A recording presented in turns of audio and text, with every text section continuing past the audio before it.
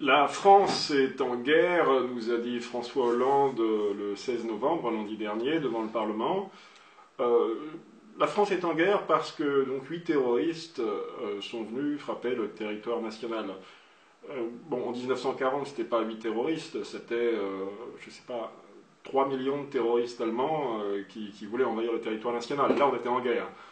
Bon, c'est un manque de mesure à mon sens, d'autant que la France est déjà en guerre contre l'État islamique, non pas depuis lundi dernier, mais depuis 14 mois, depuis septembre 2014. François Hollande, jeudi 18 septembre 2014, avait annoncé déjà que la France mènerait des frappes aériennes contre l'État islamique en Irak. Le lendemain, les frappes, les bombardements français commençaient contre l'État islamique, en septembre 2014. Première frappe, c'est le 19 septembre 2014. Donc ça fait 14 mois que les Français bombardent l'État islamique. À la suite des Américains qui, eux, avaient commencé au mois d'août. Le 1er juillet 2015, donc une dizaine de mois plus tard, selon le ministère de la Défense français, l'aviation française avait effectué 964 sorties au-dessus de l'Irak et procédé à 162 frappes. C'était beaucoup moins que les Américains qui, eux, avaient procédé à 4423 bombardements. Beaucoup plus de sorties d'avions, puisqu'il y avait les repérages, etc. Donc, sur les 162 frappes françaises qui ont permis de détruire, soi-disant, 252 objectifs, je pense quand même qu'il y a eu quelques milliers, avec les frappes américaines, il y a eu quand même quelques milliers de soldats, de terroristes djihadistes qui sont morts, et aussi, très probablement, des femmes et des enfants. Parce qu'on ne bombarde pas un pays depuis, je sais pas, 3-4 000 mètres d'altitude sans qu'il y ait des dégâts collatéraux, comme on dit. Donc, probablement des centaines de femmes et d'enfants sont morts sous des bombes françaises et américaines depuis le septembre 2014. Mais après les attentats de Paris, évidemment, personne n'en a rien à foutre, puisqu'on s'occupe d'abord de nos morts, pas des morts des autres. Mais il faut quand même savoir, il faut quand même bien garder à l'esprit, que les Français bombardaient l'État islamique depuis 14 mois. C'est-à-dire que les djihadistes, les islamistes, ont mis 14 mois avant de nous répondre. Pendant 14 mois, ils ont subi les bombardements, et là, ils nous ont répondu. Je dis ça, c'est quand même une chose, c'est un élément à prendre en compte si l'on veut comprendre le phénomène terroriste aujourd'hui. En vérité, ils avaient déjà répondu à la fin du mois de septembre 2014, immédiatement après les premiers bombardements français, en kidnappant en Algérie Hervé Gourdel. Alors tout le monde a oublié Hervé Gourdel, mais ils avaient kidnappé Hervé Gourdel et demandé à l'État français, à la République française, de cesser les bombardements. Ce à quoi Manuel Valls avait répondu: « La France est une grande nation qui assume totalement ses responsabilités. » Et Manuel Valls avait assuré que les opérations se poursuivraient contre l'État islamique et qu'aucune discussion, je cite, aucune discussion, aucune négociation ne serait envisagée avec les ravisseurs. Ce sur quoi Hervé Gourdel avait été égorgé et décapité. Donc, on peut le dire, Hervé Gourdel est mort à cause de la politique française au Proche-Orient. La politique de la République française. Alors, pourquoi est-ce que la République française attaque-t-elle l'État islamique ? Quels sont les intérêts français dans cette affaire? Eh bien, c'est clair, aucun. La France n'a aucun intérêt à bombarder l'État islamique, comme elle le fait déjà depuis 14 mois. Simplement, on avait un allié dans la région, au Proche-Orient, et cet allié, c'était Saddam Hussein. C'était l'Irak de Saddam Hussein, qui était un ami de la France. Mais en 2003, la République française s'est mise derrière les Américains pour destituer Saddam Hussein, bombarder et envahir l'Irak. Donc nous n'avons plus d'amis dans la région.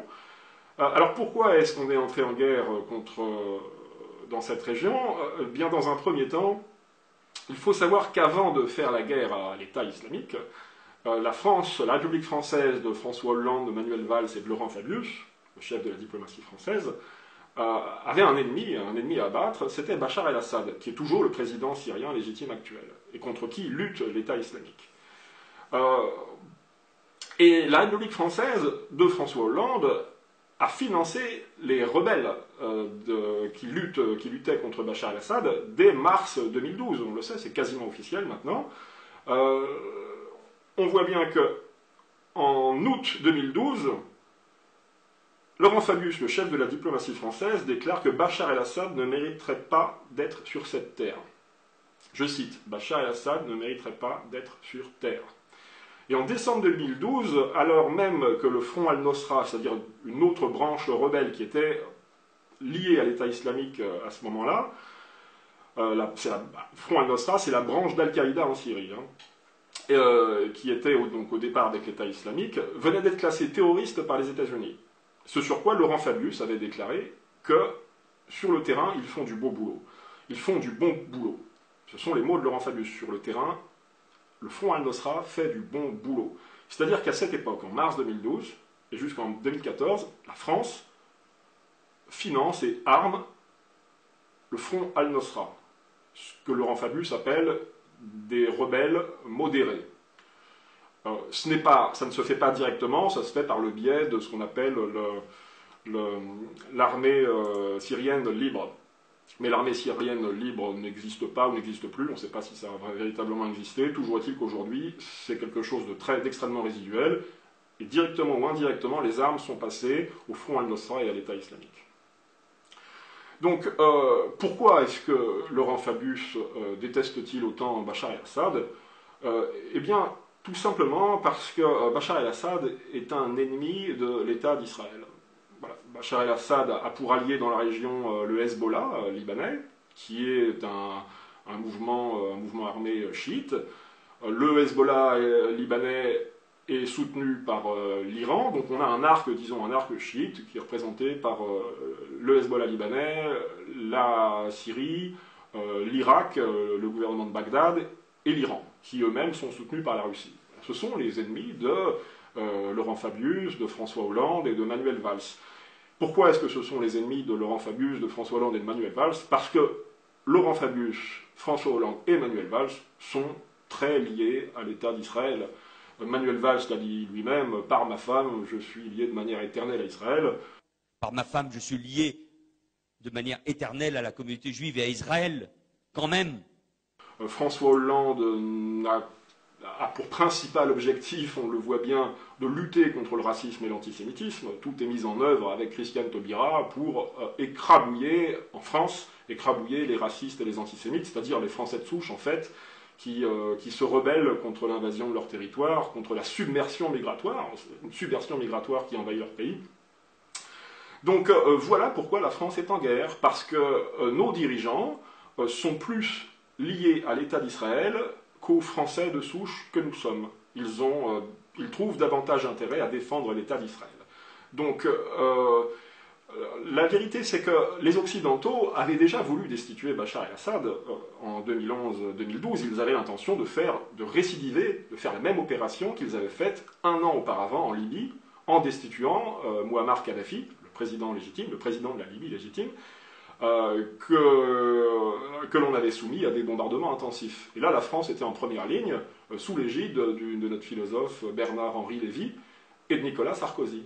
Parce que figurez-vous que la droite aujourd'hui qui critique le Parti socialiste et sa politique au Proche-Orient aurait fait exactement la même politique, puisque depuis la présidence de Nicolas Sarkozy, nous sommes à nouveau inféodés aux Américains, c'est-à-dire que la France a réintégré l'OTAN, et nous sommes, effectivement, la diplomatie française a été mise au pas et est devenue, globalement, s'est intégrée à l'axe qu'on appelle américano-sioniste. C'est-à-dire qu'on prend systématiquement la défense de l'État d'Israël contre tous nos anciens amis dans la région.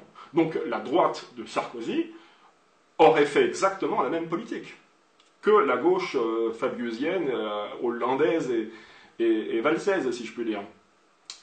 Donc, ce sur quoi, avec la complicité ou avec la complaisance des Occidentaux, l'État islamique s'est mis à grossir de plus en plus. On se souvient qu'en juin 2014, les djihadistes ont pris Mossoul, la deuxième ville d'Irak, au nord de l'Irak, et jusqu'au 29 juin 2014, où là, on a la déclaration du califat, c'est-à-dire la renaissance du califat.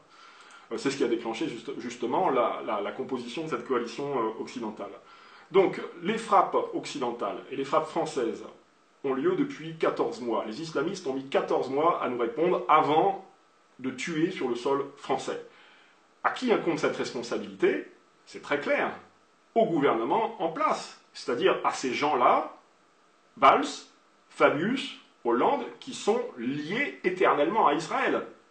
Si vous voulez que le terrorisme cesse en France, il ne faut pas se coaliser, s'unifier unir la France autour de François Hollande. Hein. Au contraire, il faut prendre ces malfaisants, les Fabius, les Valls et les Hollande, et les dégager le plus loin possible du pouvoir national. Le plus loin possible. Et il en est de même pour la droite sarkozyste. Les sarkozystes et les socialistes représentent la même tendance pro-sioniste. C'est-à-dire que si vous voulez que le terrorisme cesse en France, il ne faut pas faire bloc tous autour de notre président de la République. Au contraire, il faut prendre le président de la République, prendre le Premier ministre, prendre le ministre des Affaires étrangères par la peau des fesses et les jeter hors de chez nous, hors du pouvoir, le plus loin possible du pouvoir. Voilà, d'autant que ces gens-là, après avoir commencé leur bombardement, ont déclaré qu'il fallait aussi accepter chez nous les réfugiés. Alors en juillet 2014, il s'agissait des réfugiés chrétiens, mais ce n'est pas du tout parce qu'ils étaient chrétiens que Laurent Fabius voulait les accueillir. On voit bien qu'avec Bernard Cazeneuve, qui lui aussi est très lié à Israël, Bernard Cazeneuve, hein, le ministre de l'Intérieur français, ce n'est pas parce qu'ils étaient chrétiens. Le 28 juillet 2014, avec Laurent Fabius, ils avaient déclaré vouloir favoriser l'accueil des étrangers, des réfugiés. Mais en septembre-octobre 2015, ils favorisent l'accueil des réfugiés musulmans. Donc, qu'ils soient chrétiens ou musulmans, ce qui les intéresse, un, c'est de détruire les États constitués au Proche-Orient et les États qui s'opposent à l'État d'Israël, et deux, détruire les nations occidentales. En somme, leur objectif, c'est de tout détruire. On le voit bien, quel qu'il soit. Regardez Jacques Attali, les déclarations de Jacques Attali, 7 septembre 2015, qui écrit sur son blog « L'Allemagne, la France ou la Grande-Bretagne, d'abord fermées, finissent par s'entrouvrir. D'autres pays avec des discours plus ou moins cyniques restent totalement clos. Le pire de tous en Europe est la Hongrie, qui ajoute à l'abjection du comportement la brutalité du vocabulaire. » C'est-à-dire qu'un pays occidental qui veut rester ce qu'il est, avec son identité, comme la Hongrie, pour Jacques Attali, c'est quelque chose d'abject. Ces gens-là n'ont qu'une idée, c'est d'instaurer la société multiculturelle. Regardez, 8 octobre 2015, François Hollande, qui met en œuvre une nouvelle loi pour brider les Français de souche. J'ai demandé à la garde des Sceaux de préparer d'ici à la fin de l'année un texte réformant le code pénal pour faire de toute inspiration raciste ou antisémite une circonstance aggravante pour une infraction, quelle qu'elle soit. C'est leur priorité. La priorité pour eux, c'est d'étouffer, d'anéantir le français de souche pour favoriser l'éclosion de la société multiculturelle et multiraciale.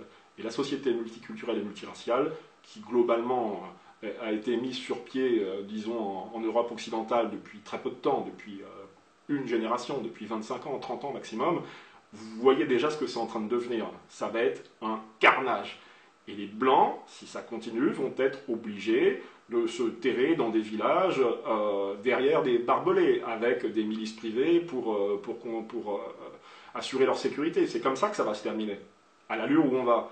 Donc, si vous voulez lutter efficacement contre le terrorisme, je le répète, il ne faut pas aller bombarder l'État islamique. Et ceux qui tiennent ce genre de propos sont des criminels. Il faut se débarrasser des cosmopolites, de ce gouvernement cosmopolite, que ce soit la gauche cosmopolite ou la droite cosmopolite, qui a mis le grappin sur la France et sur l'ensemble du monde occidental. C'est la seule solution. Il faut arrêter de faire bloc derrière François Hollande. Il faut arrêter d'applaudir le GIGN ou le RAID, qui finalement ne font que travailler pour maintenir en place la République cosmopolite. L'ennemi, c'est qui? L'ennemi, c'est pas l'État islamique. Il ne nous fait rien, l'État islamique. Il vient frapper en France parce qu'on le bombarde depuis 14 mois. Parce qu'on tue aussi, j'imagine, pas seulement des djihadistes. Si c'était que des djihadistes, à la rigueur. Mais on tue aussi des femmes et des enfants là-bas, c'est évident. C'est pas parce qu'on n'a pas d'image sur BFM TV que ce n'est pas le cas. Donc, le président du CRIF, des institutions juives de France, Roger Kuckerman, le dit très clairement, ce qu'il veut, c'est un islam français. Ils veulent casser les reins des islamistes radicaux pour mieux intégrer l'islam en France, faire des mosquées de manière officielle, avec des imams français, organiser la société multiculturelle. C'est ça votre objectif? C'est de conforter la République multiculturelle en France?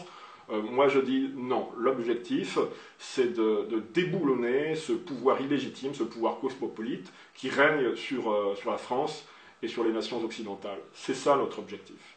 Vous voulez briser le terrorisme, vous voulez casser le terrorisme, débarrassons-nous d'abord de ce gouvernement cosmopolite et vous verrez que les choses seront beaucoup plus claires par la suite.